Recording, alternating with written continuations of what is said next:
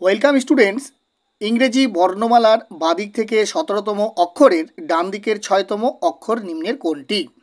RRB NTPC 2021-এ এই প্রশ্নটি করা হয়েছিল। এই ধরনের রিজনিংয়ের প্রশ্নগুলি সলভ করতে গেলে তোমাদের মনে রাখতে হবে যে অ্যালফাবেটের যদি আমরা এ সাইড থেকে হিসাব করি সেটাকে বলা হয় লেফট সাইড, এবং জেড থেকে যদি কাউন্ট করতে আসি তাহলে সেটি হয়ে গেল রাইট সাইড। এই একটি হলো নিয়ম।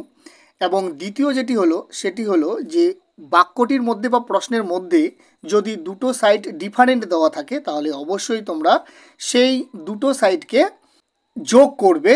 অর্থাৎ লেফট সাইড এখানে দেওয়া রয়েছে left side plus right side, তাহলে এখানে 17-র সঙ্গে যদি আমরা 6 যোগ করি তাহলে পাবো আমরা 23। তাহলে 23তম অক্ষর কোনটি সেটি কিন্তু আমরা এখন সহজেই বের করতে পারবো। যেহেতু ইংরেজি বর্ণমালার বাঁ দিক থেকে প্রশ্নে শুরু হয়েছে তাহলে আমরা বাঁ দিক থেকে 23তম অক্ষর কোনটি হবে সেটি আমরা এখন বের করব।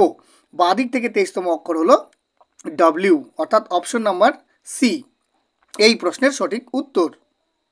ঠিক একই রকমভাবে এই প্রশ্নেও তোমরা দেখতে পাবে, এই প্রশ্নটিও আরআরবি এনটিপিসি 2021-এ করা হয়েছিল।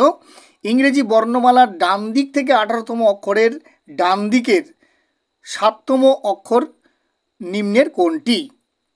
এটি যেহেতু আমাদের একই দিক বলেছে তাহলে সেখানে আমরা বিয়োগের নিয়ম ফলো করব।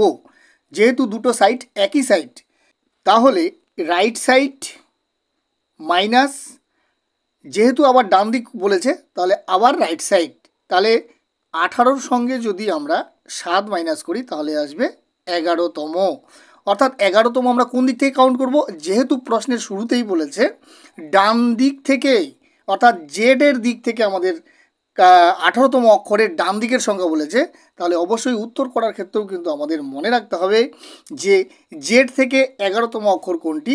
জেড থেকে 11তম অক্ষর হয়ে গেল তোমাদের পি, অর্থাৎ অপশন নাম্বার ডি এই প্রশ্নের সঠিক উত্তর। যদি এই ধরনের ভিডিওগুলো তোমাদের কাছে হেল্পফুল মনে হয় তাহলে অবশ্যই লাইক ও শেয়ার করতে ভুলবে না, এবং চ্যানেলে যদি তোমরা নতুন হয়ে থাকো অবশ্যই চ্যানেলটিকে সাবস্ক্রাইব করে পাশে থাকবে। Thank you for watching this video.